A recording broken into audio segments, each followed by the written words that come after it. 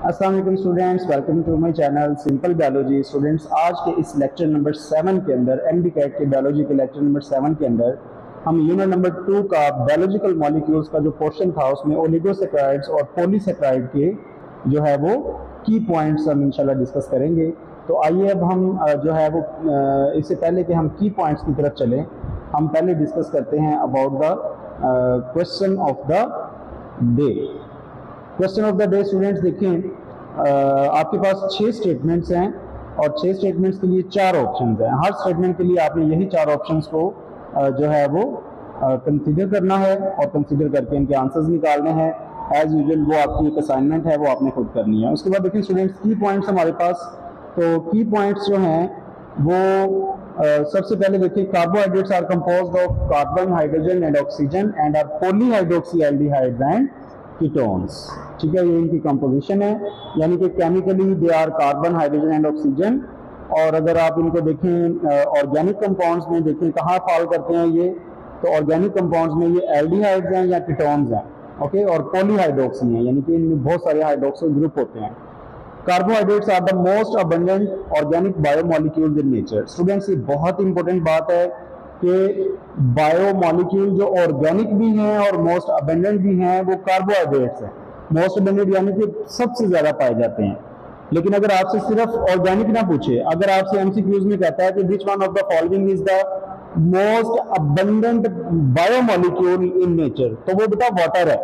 और अगर most abundant organic biomolecule पूछे तो वो कार्बोहाइड्रेट है। और अगर most abundant organic biomolecule within the cell, एक सेल का पूछे, तो सेल के अंदर सबसे ज्यादा जो अबंडेंट कार्बोहाइड्रेट है, जो सबसे ज्यादा अबंडेंट बायोमोलिक्यूल है, वो बेटा प्रोटीन है। तो 3 चीजें हैं, water, carbohydrate and protein. Water is most abundant biomolecule, carbohydrate is most abundant organic biomolecule in nature and protein is most abundant organic biomolecule in cell। तो ये बेटा तीनों स्टेटमेंट्स को जरा गौर से आपने सुनना है, देखना है, लिखना है, और इन पे एमसीक्यूज जो है वो 5 स्टार एमसीक्यूज बनता है। उसके बाद देखिए बेटा नंबर 3 पे, maltose consist of 2 units of alpha glucose.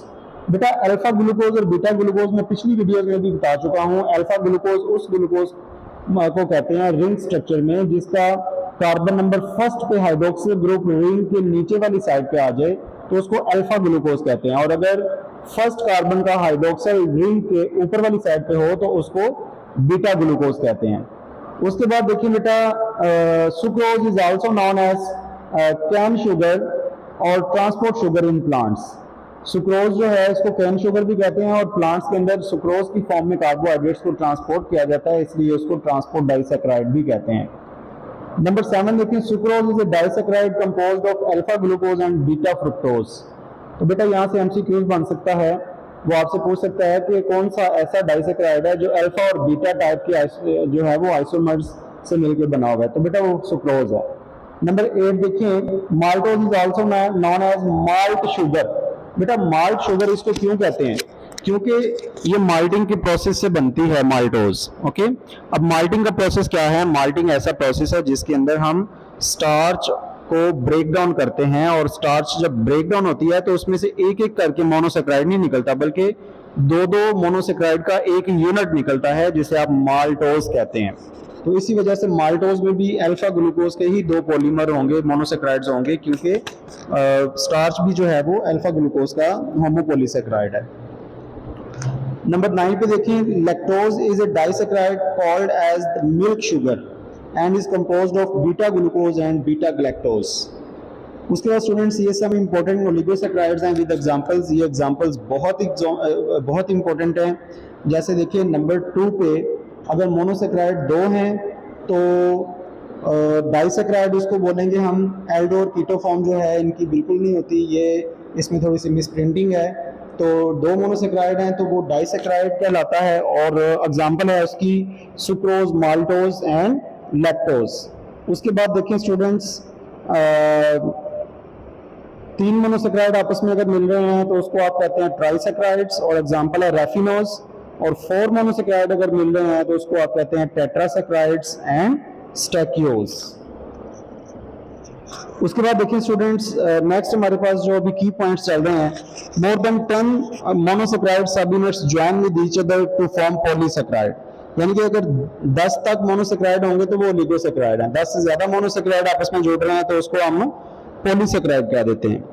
Next देखिए, starch and glycogen are polymers of alpha glucose, ये दोनों अल्फा ग्लूकोज के पॉलीमर हैं। तो फिर फर्क क्या है स्टार्च और ग्लाइकोजन में? ब्रांचिंग का फर्क है, स्टार्च लेस ब्रांच्ड है या बिल्कुल अनब्रांच्ड है और ग्लाइकोजन हाईली ब्रांच्ड होती है। Chitin is the homopolysaccharide of N acetyl glucosamine. इसी तरह cellulose is homopolysaccharide of beta glucose. इसी तरह cellulose is the most abundant polysaccharide in nature. तो बेटा पॉलीसेक्राइड में से सबसे ज्यादा जो है वो सेलुलोज पाया जाता है नेचर में। तो नेक्स्ट की पॉइंट देखिए, most abundant organic biomolecules are carbohydrates. तो ये पॉइंट हम इसी वीडियो में पहले भी डिस्कस कर चुके हैं। आइए अब हम एमसीक्यूज की तरफ चलते हैं स्टूडेंट्स। पहला एमसीक्यूज है, maltose is a disaccharide of. तो बेटा ये alpha glucose and alpha glucose, तो fructose and lactose, glucose and glucose, glucose and lactose, beta option है बेटा इसमें, beta option. Maltose is a disaccharide of glucose and glucose, beta option question number 1 का। Question number 2 देखिए, all are the monosaccharides except, इनमें तमाम monosaccharide हैं लेकिन एक नहीं है, glucose, fructose, lactose and maltose. Option D delta option. तो स्टूडेंट्स माल्टोज एक डाइसैकराइड है। नेक्स्ट क्वेश्चन देखें, question number 3, cane sugar on hydrolysis yields. असल में स्टूडेंट्स केन शुगर जो है वो आपके पास होती है सुक्रोज, और जब सुक्रोज की हाइड्रोलिसिस हो तो आपके पास जो है वो फ्रुक्टोज और ग्लूकोज बनना चाहिए। तो फ्रुक्टोज और ग्लूकोज की ऑप्शन जो है वो यहाँ पर अनफॉर्चुनेटली नहीं है, तो इसमें बेटा कोई भी आंसर करेक्ट नहीं है, वो आप नोट कर लें। कि कैन शुगर जो है उसमें फ्रुक्टोज और ग्लूकोज बनता है उसकी हाइड्रोलिसिस से। क्वेश्चन नंबर 4 देखिए, given sugar is present in. तो बेटा ये जो राइबोज शुगर आपको डायग्राम में दी गई है, इसमें आप देखें कि इसमें ऑक्सीजन नहीं है, सेकंड कार्बन का ऑक्सीजन रिमूव हुआ है, तो डीऑक्सी राइबोज शुगर है, तो ये डीएनए के अंदर होती है, ऑप्शन बीटा क्वेश्चन नंबर 4 का। क्वेश्चन नंबर 5 देखें, cellulose is a polymer of. तो सेलुलोज जो है वो बीटा ग्लूकोज का पॉलीमर है। क्वेश्चन नंबर 6 देखें स्टूडेंट्स, तो इसका आंसर क्या होगा? डेल्टा। क्वेश्चन नंबर 6 देखें, analog of starch is glycogen, beta answer. Question number 7 देखें, linkage between two monosaccharides is. दो मोनोसेक्राइड के दरमियान जो लिंकेज है उसे आप कहते हैं glycosidic bond, delta answer.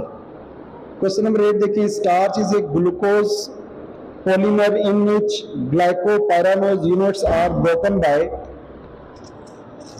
Starch is a glucose polymer in which glucopyranose units are broken by alpha linkages, beta linkages, gamma linkages, broken नहीं bonded by।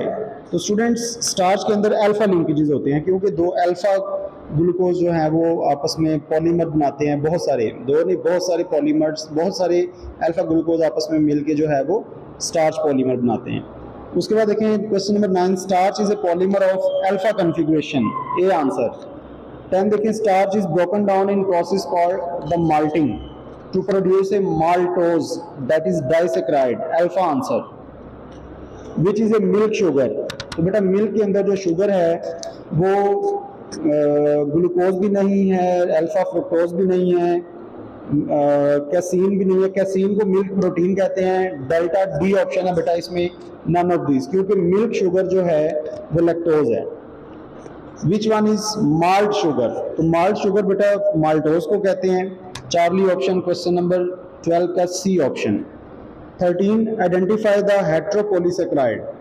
तो काइटन एक होमोपॉलीसेक्राइड है, एगर जो है वो बेटा हेट्रोपॉलीसेक्राइड है, ग्लाइकोजन और सेलुलोज भी होमोपॉलीसेक्राइड्स हैं, तो इसका आंसर होगा beta, B answer agar. Question number 14 देखें, chitin is a homopolysaccharide of alpha glucose, they differ mainly in having different. देखें अल्फा ग्लूकोज का एन एसिटाइल ग्लूकोज अमाइन से है, तो बेटा इसमें जो है वो बी ऑप्शन है, काइटिन के सारे जो मोनोमर सब यूनिट्स हैं वो सब के सब सेम होते हैं, उनमें कोई डिफरेंस नहीं होता। क्वेश्चन नंबर 15 देखिए, the most abundant biomolecule on earth. तो बायोमॉलिक्यूल आपसे पूछ रहा है ऑर्गेनिक नेचर का।